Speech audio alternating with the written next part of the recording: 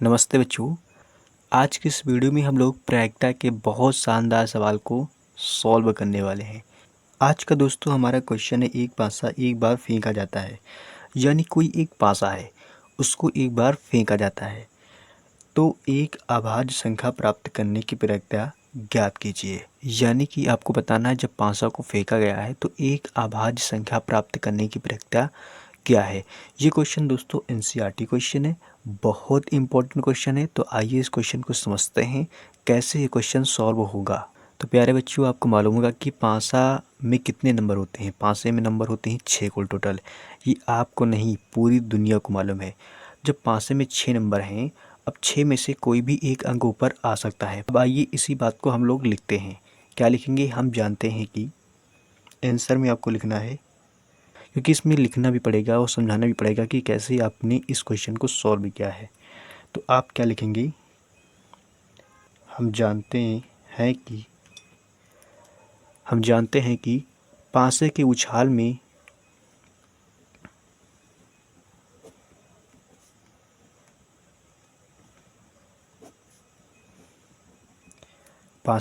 में संभव परिणामों की संख्या 6 है। पासे के उछाल में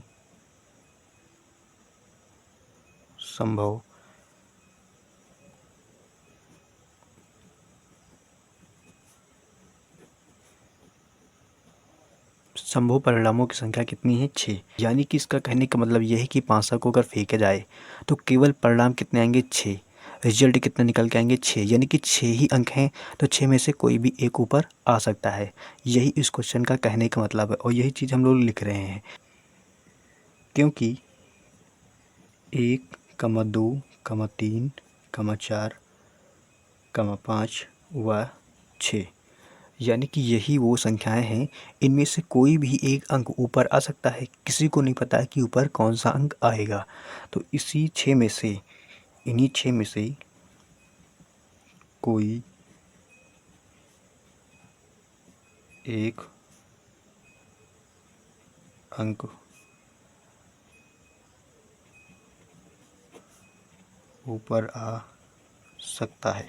अब देखिए, क्वेश्चन में कहा गया एक पासा एक बार फेंका जाता है। तो एक पासा एक बार फेंका जाता है तो एक अभाज्य संख्या प्राप्त करने की प्रक्रिया ज्ञात कीजिए। यानी एक अभाज्य संख्या की प्रक्रिया आपको ज्ञात करना है। हम जानते हैं कि पासा के उछाल में संभव परिणामों की संख्या कितनी है, 6।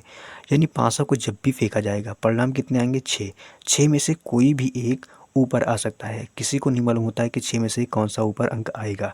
तो यही बात हम यहाँ पे लिखेंगे, क्योंकि 1, 2, 3, 4, 5 व 6 में से कोई भी अंक ऊपर आ सकता है। और यही बात आपको पेपर में लिख के आना है, ठीक है। इस तरीके से आपको लिखना है। अब आगे क्या लिखेंगे, अब क्वेश्चन में कहा गया है तो एक अभाज्य संख्या की प्रक्रिया ज्ञात कीजिए। तो क्या लिखेंगे, एक अभाज्य संख्या की प्रक्रिया होने की घटना मान लेते हैं कोई भी होगी। यदि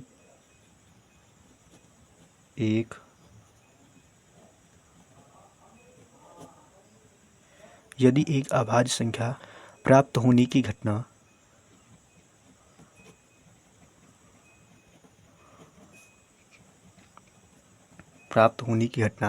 कोई भी मान सकते हैं। मान लेते हैं ABCDE, यानी कुछ भी मान सकते हो। तो यहाँ मान लेते हैं E है, प्राप्त होने की घटना क्या है, E है। आप E के स्थान पे कुछ भी लिख सकते हैं। ABCD आपका मर्जी जो भी करे वो आप लिख सकते हैं। जब एक अभाज्य संख्या प्राप्त होने की घटना को E हमने मान लिया है, अब इन 6 कंडीशन में से कितनी ऐसी संख्या है जो अभाज्य संख्या है। तो यहाँ पे 2 है, 3 है और 5 है। 3 ऐसे अंक हैं जो कि अभाज्य हैं। तब क्या लिखेंगे, तब अनुकूल परिणाम लिखेंगे। तब अनुकूल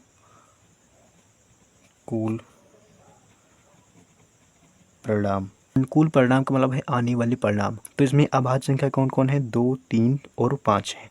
तो यही अंक आ सकते हैं, इसके अलावा और कोई भी अभाज्य संख्या नहीं है। या फिर 2 आ सकता है, या 3 आ सकता है, या 5 आ सकता है। अनुकूल परिणाम, इसके अलावा और कोई भी संख्याएं नहीं आएंगे, क्योंकि और भी संख्याएं आएंगी लेकिन वो अभाज्य संख्या नहीं है। तो कुल संख्याएं कितनी हो जाएगी, कुल संख्या हो जाएगी 1, 2, 3। यानी 3 परिणाम है तो लिखेंगे 3। 3 संख्या है, 3 संख्या है। तो 3 संख्या है, ये आपको लिखना पड़ेगा। अब यहाँ पे आपको ज्ञात करना है एक अभाज्य संख्या प्राप्त करने की प्रायिकता। अब प्रायिकता का फार्मूला क्या होता है? प्रायिकता का फार्मूला होता है प्रायिकता बराबर होता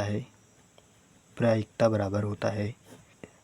अब प्रायिकता ज्ञात कर रहे हैं, लेकिन यहाँ पे हमने घटना क्या मान रखा है? ई, यानी probability of E equal to, ऊपर में क्या होता है? अनुकूल परिणामों की संख्या, यानी कि जो अंक आने वाले हैं उनको लिखेंगे अनुकूल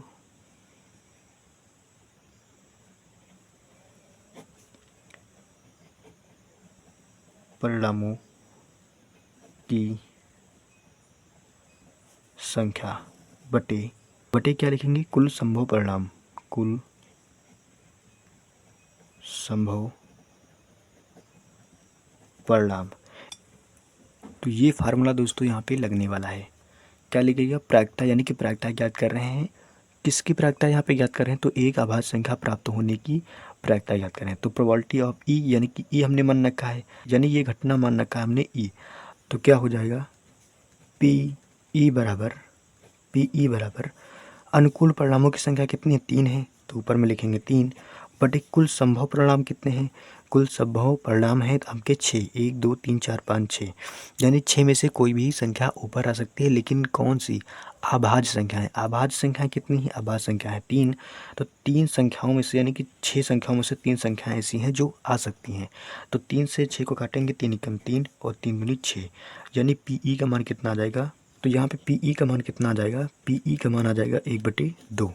यही आपकी हो जाएगी प्रायिकता और ये आपका हो जाएगा आंसर। तो इस तरीके से इस क्वेश्चन को सॉल्व करना था और इस तरीके से आपको लिखना भी था।